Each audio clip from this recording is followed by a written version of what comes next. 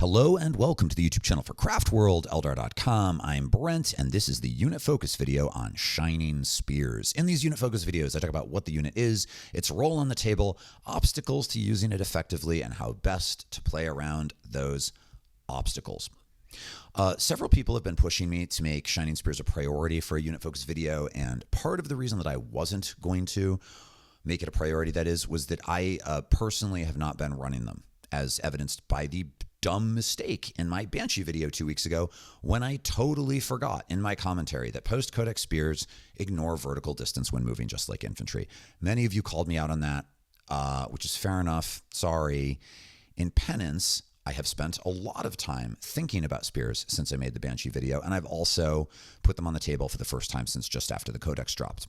And my takeaway is that I think that spears are better than I initially gave them credit for, but also, in order to get the most out of them, you have to think way more about how they work in conjunction with other units than you do for some of the other aspects.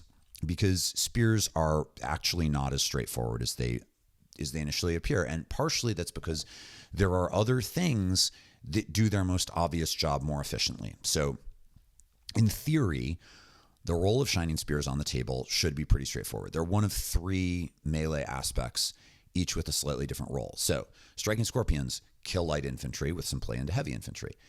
Banshees kill heavy infantry with some play into tanks and monsters. Shining spears kill tanks and monsters and super heavy infantry with some play into everything else. So theoretically, that's the spread, right? Eldar are a toolbox army. Shining spears are one of the melee aspects. They have their place. They do something slightly different from the other melee aspects. However, shining spears are more expensive than scorpions and banshees, and scorpions and banshees can be souped up with an autarch to help them multi-class into harder targets and really get a job done. They can get access to the grenade stratagem, and spears have no such option. There is no autarch on a bike anymore. There's no way for them to get the grenade stratagem. There's no Phoenix Lord. There is no way to soup up a squad of shining spears. So in order for them to actually get their 120 point value, so they cost about a third more than the other aspect shrines, or more than a third more. It's a big step up in cost. In order for them to get their value, they kind of need to both shoot and fight, which is hard. It's hard to set that up. And also, there really aren't a lot of detachment bonuses and stratagems this time around to really help spears out. There aren't a lot of offensive stratagems in the fight phase that significantly increase damage output, nor is there a stratagem that you throw on the unit and it works both in the fight phase and in the shooting phase, nor is there some detachment ability that just makes them wildly better. Obviously, they benefit from aspect host, right? The ability to reroll ones is really good. And then there is a little bit of stratagem support there. They obviously, in a Ynnari army, the ability to make a normal move with your shining spears at the end of your opponent's shooting phase if you lost something is good, but Ynnari players would rather have banshees because you can make a move with your banshees at the end of your opponent's shooting phase, and your opponent can still charge, but banshees fight first and spears don't. So it's just easier to set something up with banshees for Ynnari players than it is with spears. And again, spears are just more expensive. Sorry, I'm kind of starting with obstacles this time. But spears haven't seen a ton of play. So I'm going to start. I'm explaining why spears haven't seen a ton of play. I do think they have play. I think they're pretty good. But these are the challenges. These are the reasons why I think we haven't seen them as much. Even in the Wind Rider host, which should be the most obvious place for spears, right? Most of the Wind Rider host abilities are about taking units off the field. Like your jet bikes are zipping on and off the field. They're going back into reserve and coming back out. And spears don't love coming out of reserve because you come out of reserve and you're 9 inches away from the enemy, and that is a long bomb charge, which is really risky, and it's too far away to be in range of anything to shoot something with their shooting profile on their spears themselves. The overflight stratagem is pretty good, which lets you make a normal move of up to 7 inches during either your shooting phase or your fight phase just after you've destroyed an enemy. So like theoretically, your Shining Spears could kill something and move 7 inches and then charge. And that's neat, but it's kind of situational and hard to set up. And the shooting on the spears isn't good enough that you really expect to be wiping stuff out. It would have to be an already weakened unit. So they suffer from not having, there's no effective character to run with them, no character at all that can run with them. And there aren't a lot of like obvious powerful synergies with stratagems or detachment abilities. And the biggest issue is that the targets that they want to kill, tanks and monsters, right? Because they have anti-tank, anti-monster 3-up. The targets that they want to kill are better dealt with by fire dragons, who also want to eliminate those targets at kind of short range. Fusion guns have short range. And fire dragons are cheaper. 20, yes, they generally want to fly around in transports, but nevertheless, the transport is another unit that can do other stuff for you. Fire dragons are cheaper, and they're better at killing the same targets that spears specialize in killing. And in order to kill a target, spears kind of have to get pretty close to it and then do their magic, and that's what fire dragons do too. And fire dragons in a transport are almost as fast and maneuverable as spears, and they're significantly more survivable because in multiple detachments, they have ways to jump back into the transport. So if there's another unit that does the thing that spears do better, eliminate tanks and monsters, that's cheaper and can be just as maneuverable and more survivable if you run it at a transport. Yes, I know then it's not cheaper, but nevertheless, you get more use out of it. The question becomes like, why would I run spears, right?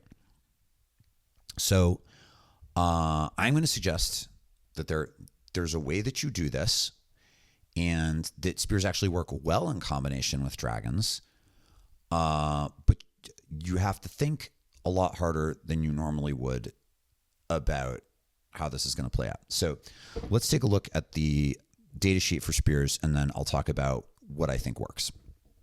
So Shining Spears, I already mentioned there are 120 points for 3 models.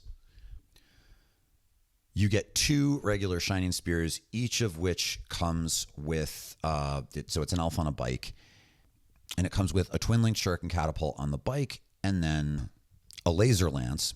And then the Exarch can have a shuriken cannon instead of a twin-linked shuriken catapult, and can have either a Paragon Saber or a Star Lance, which is a better version of the laser lance. You always want the Star Lance, sadly, because the Saber looks really cool. I'll talk about why in a minute.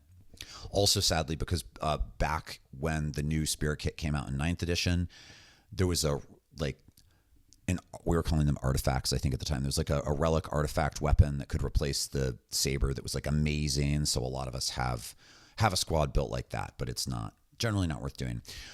Shining Spears move 14 inches, but of course, if you use Battle Focus, they can move 16. They're T4 with a 3-up save and a 5-up invuln. They have 2 wounds, except for the Exarch has 3, and they're OC2, which is nice. The extra OC is nice. But they're certainly not durable. They're basically 3 Space Marines, but one of them has an extra wound. And they have a 5-up invuln to fall back on. But killing 3 Shining Spears is not much harder than killing a depleted unit of the most basic Space Marine battle line infantry, which is not like hard. They're very fragile. But that 14-inch move that can be a 16-inch move is certainly no joke in terms of mobility. And their lances have both a shooting profile and a melee profile. And so if you're able to get your squadron of 3 Shining Spears pretty close to a desirable target, and you unload on that target with all of your shooting and you charge it and all of your melee, they can pack a pretty decent punch. So the 2 regular spears with their twin-linked shuriken catapults are putting out 2 shots each with assault, hitting on 3s. Assault generally doesn't matter that much because you generally want to charge, so you can't advance. Hitting on 3s, strength 4, minus 1 AP, 1, but twin links, you reroll wounds. But then the Exarch has the shuriken cannon with the 24-inch range, 3 shots with lethal hits on 6s, strength 3, hitting on 3s, strength 6, minus 1, flat 2.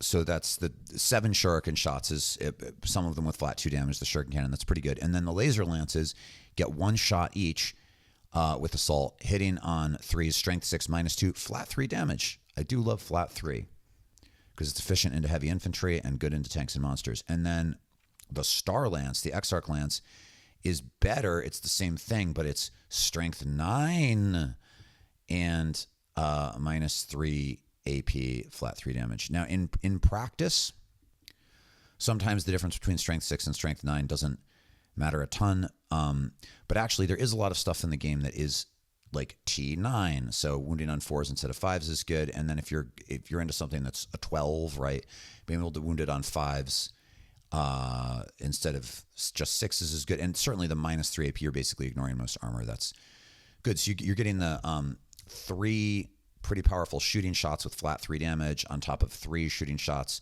with flat 2 damage, and then 4 with 1 damage but full rerolls. That's a decent little round of shooting. And then if they charge, their melee is really solid. Assuming you have the full lance complement, the 2 regular spears together are putting out 6 attacks, hitting on 3s at strength 5, -2 AP, flat 3 damage. But they have anti-monster and anti-vehicle 3 up, which means that even if you're targeting something very powerful indeed, some T12 greater demon or something, they're always going to wound it on a 3 up. And then the Star Lance is the same, but it has 4 attacks instead of only 3 attacks per model. And it's -3 instead of -2 AP. So they're putting out a total of 10 melee attacks that do flat 3 damage with good AP that are going to wound any monster or vehicle on a 3 up. Enemy bikes. Also, flat 3 is nice into stuff that has 6 wounds, right? There's certain units in the game that have 6 wounds. That's a really efficient way to destroy something with 6 wounds. So if you manage to put the whole kit and caboodle into a single target, shooting and melee, you're getting 13 lance attacks, and 10 of which have anti-monster, anti-vehicle, and on top of 7 shuriken attacks, some of which are flat 2. It's 20 attacks with generally pretty good stats.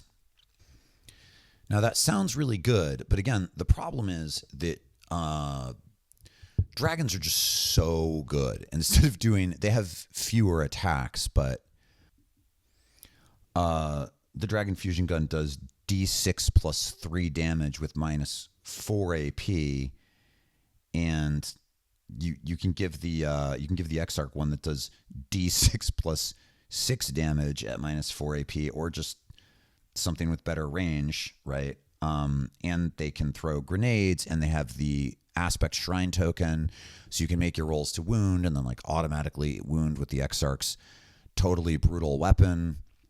Also, even though they don't have anti-monster, anti-vehicle 3-up, fire dragons get to reroll all of their hits and all of their wounds and all of their damage rolls against hard targets. So they're just way better at killing tanks and monsters than Shining Spears are. And they can have an Exarch or Fugan who's also really good.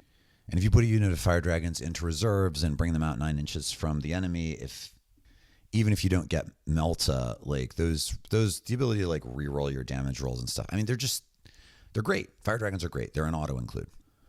So then the question becomes, what role can spears really have in a list if you have this other tool that does the job they want to do arguably more efficiently? And I think the answer to this is you do want the dragons. The spears are not going to replace dragons, but the Shining Spears have access to targets that dragons don't necessarily have access to as easily. And they can create pressure and a threat that can affect how your opponent is able to play the game, because dragons can be very fast in the transport, but spears are more maneuverable, and we'll talk about that. Oh, let me just first address the Paragon Saber. Paragon Saber gives you 6 attacks instead of 4 attacks. It does not have anti-monster. It does not have anti-vehicle, and it does not have lance. I should have mentioned the lances all have the lance keyword, so you get +1 to wound on the charge, which can be especially useful if they're charging something that is not a monster or a vehicle, right? It can make them pretty good character assassins. So the Paragon Saber comes with none of those fun little keywords. It does have 6 attacks instead of 4 attacks. It hits on 3s. It's strength 5, just like the lance, but it's minus 2 AP instead of minus 3 AP, and it's flat 2 damage instead of flat 3. So when you take the Paragon Saber, you get 2 extra attacks, but you lose 1 damage, 1 AP, lance, anti-vehicle, and anti-monster. It's just objectively worse. Theoretically, it will let the whole squad be better at killing heavy infantry like Space Marines or something. And I guess there are very particular matchups, like a matchup in which your opponent is running no tanks, no monsters, and no 3-wound infantry. I guess in such a matchup, you would be better off with the Saber. Those matchups exist, but generally speaking, you want the lance. If you're going to play competitively in like a tournament or something where you're playing a variety of opponents and you don't know who they're going to be, you want the lance. Okay, so here's what I like about spears. There's a couple things. One, your dragons are particularly good at contesting the midfield.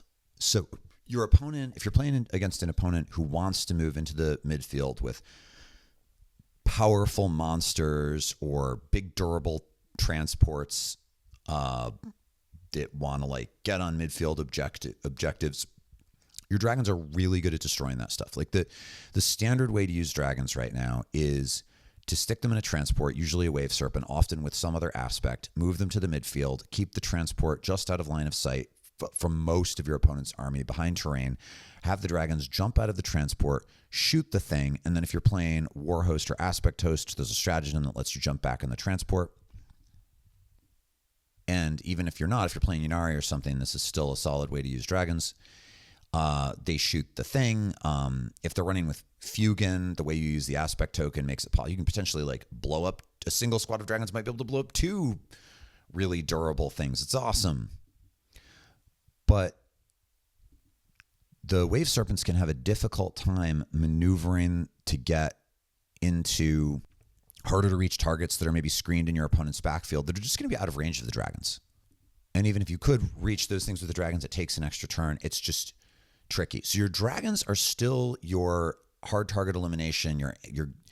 That's the go-to unit for killing tanks and monsters in the midfield. Spears, I think, in addition to just being a counterpuncher and a late game cleanup tool that's really good, spears can worm their way into your enemy's backfield, especially on the flanks, and work in conjunction with other units to eliminate hard to reach stuff.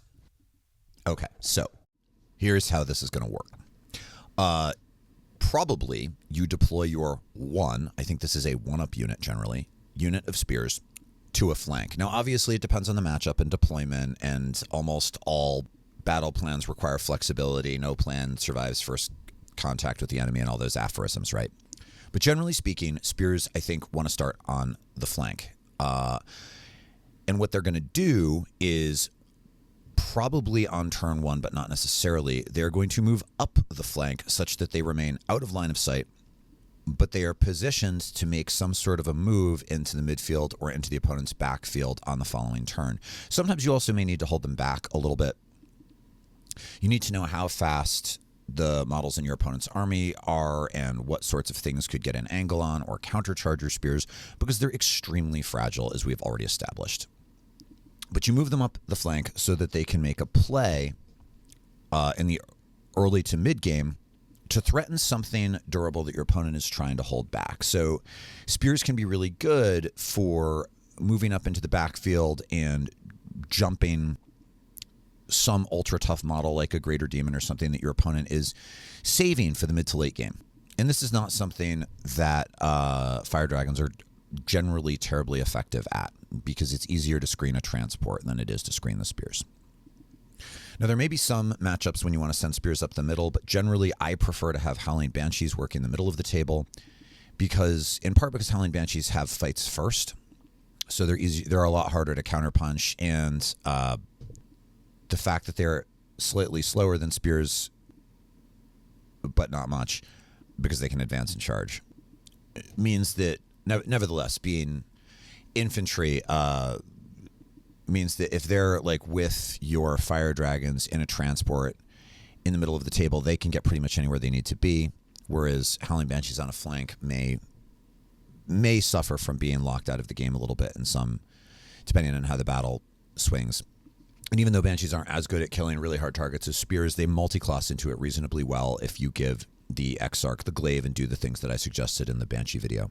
But Spears are better at it. But I think your Spears want to move up the flank, and they're either going to be looking for an opportunity to penetrate the opponent's backfield to hit one of these units, or assassinate a character, or counter heavy infantry that's being held back, or do this other thing that I'm going to talk about in just a moment. Spears are really good heavy infantry and character killers. And we've already established that they're very good at damaging ultra-hard targets. That said, Spears will not reliably on their own kill a monster or a vehicle. If you can set up the attack such that they get all of their shooting and they charge and they get all of their melee attacks against a high toughness monster or vehicle that they're hitting on 3s, wounding on 3s, that then has an armor save of like a 5-up. With average dice, they're doing 9 to 12 damage to it. And 12 damage is what it takes to kill a lot of that stuff. That said, you might not get good average dice. So having tools that Spears can work in conjunction with can be important. And that's going to lead to my more sophisticated commentary on how to use these things in just a moment. But I do want to work through the basic jobs first. So sneaking into your opponent's backfield and hunting down some hard tool that your opponent hasn't committed yet, that is not in a position to be countered with your fire dragons, that's good. Spears are very effective character assassins.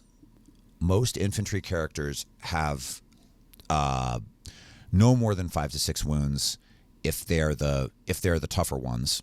There are obviously counterexamples, but in general, which means Spears only need to get 2 hits through to kill the thing. And because in addition to having the anti-monster, anti-vehicle, they also have a lance, being able to wound even tough combat characters that are kind of trying to hide on at least a 3-up, very often 2-up, with good AP is good. They're very effective. Now at 120 points, Spears are not they're not a super cost-effective trading unit in many cases, but there are many characters that, even if they're a little bit cheaper than the Spears, may be so clutch to an opponent's battle plan because they provide some buff or synergy or whatever, that it's 100% worth trading your Spears out to get rid of them in the early game. 100%. They also have enough volume of fire that even if that character is attached to some sort of fragile squad, they may be able to work through it. Like if you imagine in a mirror match, Lycus running around with 5 warp spiders, well, the shuriken fire, the shuriken cannon, just the shooting attacks from the squad should more or less wipe out the warp spiders, and then they only have to land 2 hits on the Phoenix Lord to kill it, which is very likely. They're going to hit on 3s and wound on 2s. So they're a super strong counter to characters. They're very efficient in killing heavy infantry. This is one place where Spears really do shine over any of the other melee aspects. The flat 3 damage, having 13 flat 3 damage attacks with good strength and AP, and even though they don't have their anti-infantry, their anti-monster, anti-tank, even though they don't have anti-infantry, they don't need it because they have Lance, right? So against something like Space Marine Terminators or Wraith Guard, they can do some real damage. They're probably not going to take out a squad of heavy infantry entirely on their own, but they will mess it up hard. And heavy infantry models are generally, those super heavy infantry models, which I consider to be anything with 3 or more wounds, are usually expensive enough that it is a reasonable trade. And especially stuff that your opponent is trying to hold back a little bit to play in the mid or the late game. But this is one place where you may find yourself committing your Spears to the midfield because your Fire Dragons don't do it effectively, and your Banshees can do it. But if you have Spears do it. They do it better. But probably you're going to move them up the flank with the notion that on turn 2 or 3, if this is how you're using them, they're going to make a 16-inch move with Battle Focus to get within range of some target that your opponent is trying to hold back, and you shoot the thing and you charge it. Now, very sophisticated opponents may see this coming and try to play around it, but even if they do, it's a major inconvenience for your opponent to have to look at one side of the board where your Spears are and be like, damn, he can keep that unit totally out of line of sight, move it 16 inches, and then shoot and charge with this pretty potent unit. So if I want to keep back my Shalaxi Hellbane or whatever. I better not. That side of the board is kind of closed down to me. Like, it's not always the case that a unit has to do the thing that it's really good at to be effective in a list. Sometimes the threat of doing it is a major tactical advantage. So if you're following this flowchart, right, you're deploying the spears on one flank or the other. You're deploying them late.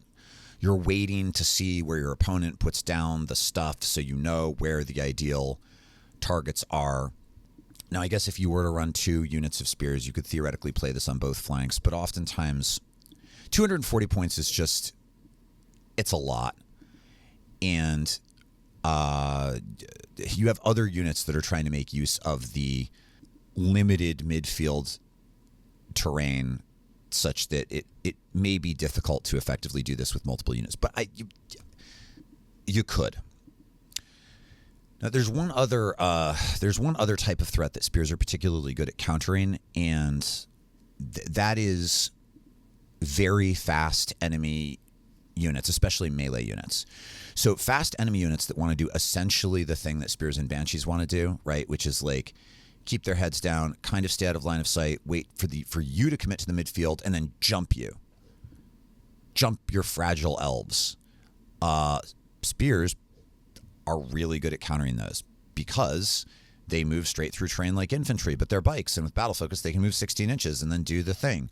So generally, they're a little bit faster than the thing that they're trying to counter, which generally means they can counter it. This is a great answer, for example, to enemy bikes that are going to move up the flank and try to stay out of line of sight and then jump into the midfield to get a bead on your fragile elves to like shoot down your howling banshees while they're trying to hide behind a piece of terrain with their fights first ability, or wreck your dark reapers or whatever. In addition to killing heavy infantry effectively, spears are brutal into other bikes, even 3-wound bikes. They will make a 5-model unit of 3-wound bikes disappear in a haze of viscera and twisted metal faster than you can say Ranadandra. And generally speaking, as an Eldari player, one of the things that you need to do when you deploy, before you deploy, when you're looking at your opponent's army, is ask yourself, what tools does my opponent have that are fast enough that I might not be able to outmaneuver them, and kill those things first? Because elves are less killy than they were before the Codex, and they're less durable than they were before the Codex. Now, to be fair, this is something that your Banshees are also good at, but having another tool that does the thing that frees your Banshees up to do something else is great. So that's one set of toolbox jobs, right? Spears move up the flank to threaten hard targets, characters, heavy infantry, and bikes that are your opponent's trying to hold back for the mid to late game, or to counter heavy infantry or bikes that move into the midfield. That is a solid approach to spears. But there's something else that spears can do for you, and I think if you're really going to get the most out of them, you need to be prepared to play with them this way also. And this is that spears can be a clutch include in what I have been referring to in recent unit focus videos as a runs with scissors battle group. I am of the opinion that post Codex 10th edition Eldari armies almost inevitably need a runs with scissors battle group. And here's what that is for those of you who either haven't seen those previous videos or you have, but you need to be reminded. A runs with scissors battle group in an elf army is a group of 2 to 4 units, generally, I think, between 300 and 500 points of models, that can suddenly be, they're so fast that they can suddenly be somewhere your opponent doesn't want them to be, probably on a flank, with the intent of applying overwhelming force to an isolated part of your opponent's army to do enough damage to it that your opponent then cannot respond. Because Eldari so heavily rely on mobility now, even more so I think than ever before, I think that I find it almost impossible to play competitively without this. So, for example, if you were to have Lycus and 5 Warp Spiders, plus 5 Swooping Hawks, that would be about 300 points, and they have the mobility to suddenly appear on an opponent's flank, and Lycus can trigger, shoot something, do some damage, give everybody else critical hits of 5s against the thing, so the Swooping Hawks are triggering their lethal hits on a 5-up, auto wounding anything with over 40 shots, and then after the spiders have put their like torrent weapons into the thing with their D6 attacks, so they put out a ton of shots, and then the warp spiders and Lycus charge into the thing with pretty powerful melee, scoring critical hits on 5-up and then re-rolling all the wound rolls with the power blades, and just really tear up a few hundred points of your opponent's army. And if you keep like a Warwalker in reserve to pop up on a flank and give all those Swooping Hawks -1 AP, that doesn't hurt either.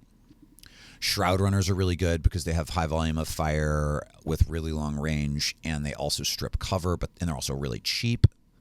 I've seen some competitive lists that run 2 units of 10 Swooping Hawks, one with the Phoenix Lord doing this. So they're putting out like almost 100 shots with lethal hits. So it really doesn't matter how tough the target is. If you also have some way to either strip cover or get -1 AP, that's really powerful. Like, there's a lot of ways to do this, but I think you kind of need it.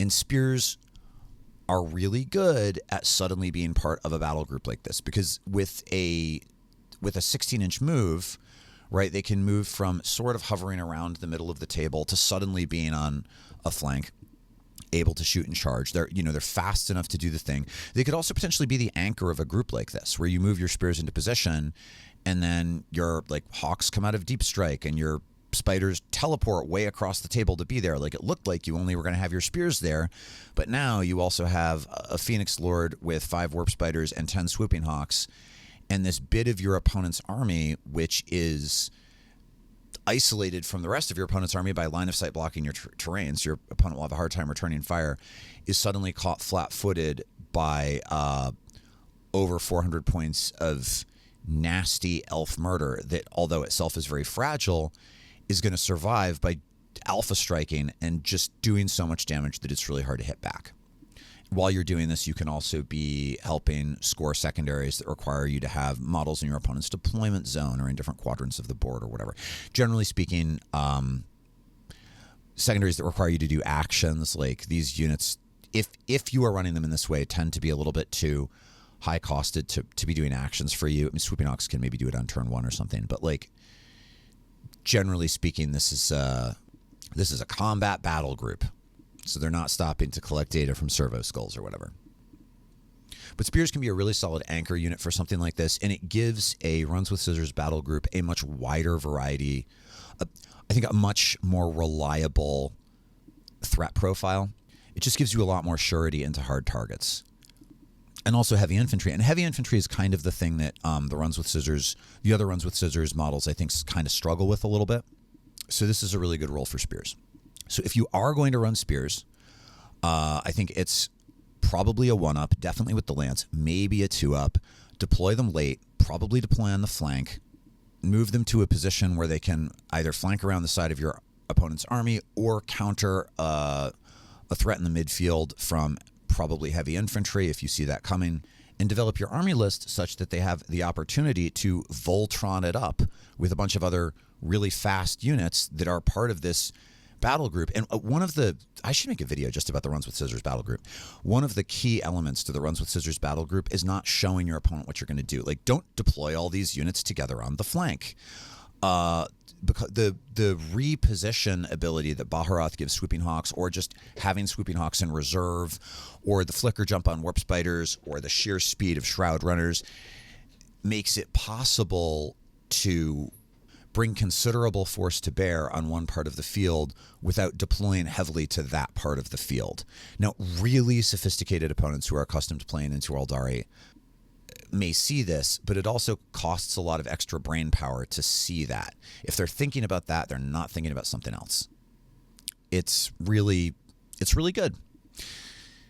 Now, that's pretty much what I have. I already talked about, I started the video. This is the reverse of like the usual unit focus video. I started the video with all of the things that makes it hard to play spears. So I've mostly covered obstacles to playing spears. I will just mention, I can't remember if I already said this, but you do have to think a little bit about where you're going to use Flitting Shadows. So Flitting Shadows is the battle focus ability that lets you shut down Overwatch. And spears like Banshees are very vulnerable to Overwatch. So it's just something to, because inevitably they're going to be moving within Overwatch range of whatever the thing is. It's just something to think about. And as far as like crazy tricks and synergies go, there are some of the detachments do offer some fairly decent melee stratagems, but I don't think I need to explain any of them to you, except maybe the one in Windrider Host, and I already mentioned that one, where it's possible to make a move with your Shining Spears, shoot a unit, kill it, move another 7 inches to get you into position for a charge, but it's so situational. And the other ones are just pretty obvious. I would simply be reading it to you, which you don't need me to do. If I didn't already say it, though, the ability to be -1 to hit and -1 to wound in the fight phase, if you're running Seer Council, does matter, because spears are, unlike most elves, spears are toughness 4.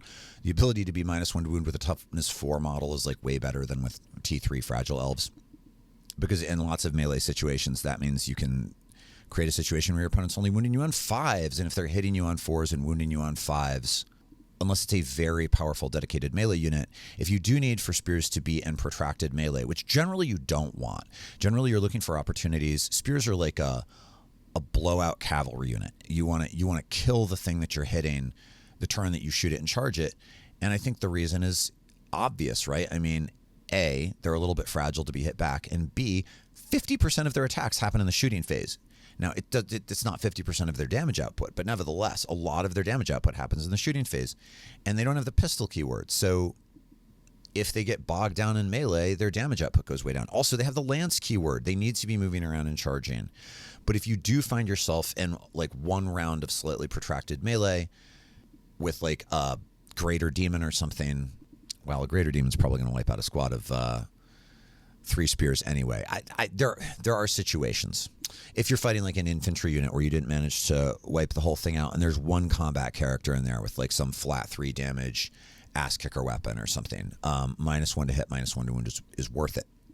And obviously spears benefit from the aspect host ability, but in general, there really aren't any crazy rules synergies that they're going to make use of that's just going to wildly increase their feasibility.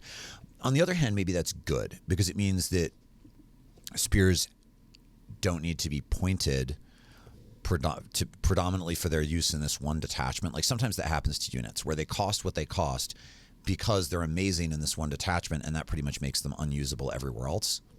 And so you can kind of run spears anywhere, and they're going to do their job about as well regardless. So that's what I've got. If you have your own ideas about how best to use Shining Spears in competitive play, please leave those in the comments below. If you wish to say hello to help the algorithm, I too say hello and appreciate your help. And if you want to talk about running with scissors or melee aspects or anything else over on the Discord with the other supporters of this channel, I would love for you to become a patron. I will link that in the comments below. I'm sorry, in the video description. And many thanks, as always, both to my sponsor, the Magnet Baron, and also all of my patrons. You Space Elf ass kickers are awesome. I appreciate all of you more than you realize. All right, I'm out. I'll be back again soon with something new. Take care. Bye.